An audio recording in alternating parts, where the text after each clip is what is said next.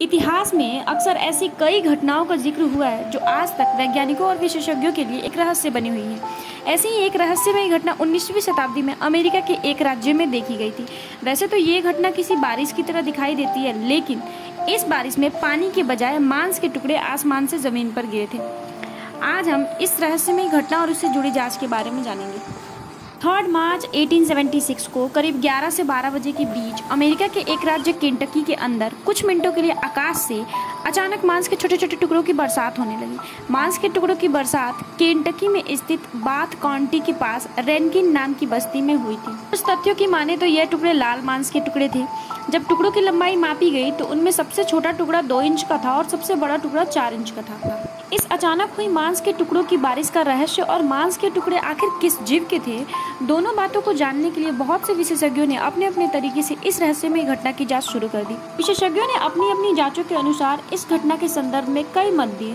चूंकि विशेषज्ञों के सभी मत एक काल्पनिक सोच पर आधारित थे, इसलिए किसी भी मत को इस घटना का सही कारण नहीं माना गया। लेकिन ज्यादातर विशेषज्ञ जो एक ही मत पर राजी थे वो गिद्ध सिद्धांत था। इस सिद्धांत के मुताबिक मांस के टुकड़ों की बारिश गिद्धों के उल्टी करने की वजह से हुई थी। विशेषज्ञों के लिए मांस के टुकड़ों की बारिश का रहस्य जान पाना जितना कठिन बना हुआ था, उससे कहीं ज्यादा रहस्य मांस के टुकड़ों की पहचान का था। मांस के टुकड़े किस जीव के थे, ये आज तक एक रहस्य बना हुआ है। लेकिन कुछ रिपोर्टों ने ये सुझाव दिया था कि ये मांस के टुकड़े गाय, भेड़, हिरन, भालू या किसी घोड़े के हो सकते हैं। अमेरिकी वैज्ञानिकों ने अपने पहले रिपोर्ट में बताया था कि मांस के अधिकांश टुकड़ों का आकार 5x5 सेंटीमीटर और कुछ टुकड़े 10x10 सेंटीमीटर के थे। देखने पर मांस के टुकड़े गोमांस की तरह प्रतीत हो रहे थे। वैज्ञानिकों ने जब इन टुकड़ों की जांच स्वाद पहचानने वाले विशेषज्ञों से कराई तो पता चला कि ये मांस के टुकड़े भेड़ या हिरन में से किसी एक का हो सकता है। लेकिन डॉक्टर लियोपोल्ड ब्रैंडीज वैज्ञानिकों की इस थ्योरी से सहमत नहीं थे। उनका मानना था कि ये मांस के टुकड़े किसी साइनोबैक्टीरिया का रूप है। उन्होंने मांस के टुकड़ों की आगे जांच कराने के लिए इनके कुछ नमूनों को नेवार्क साइंटिफिक एसोसिएशन को भेजा, जिसके बाद पता चला कि ये मांस के टुकड़े किसी घोड़े या मानव के फेफड़े के हो सकते हैं। डॉक्टर्स का कहना था कि घोड़े और मानव के फेफड़े की संरचना लगभग समान होती है, इसलिए सही तौर पे ये नहीं कहा जा सकता कि मांस के टुकड़े आखिर किसके थे। इस जांच से मिले नतीजों को अन्य विशेषज्ञों ने भी अपना समर्थन दिया, जिसके बाद बाकी सभी मांस के टुकड़ों की पहचान मांसपेशियों और कुछ टुकड़ों की उपास्थि के रूप में की गई।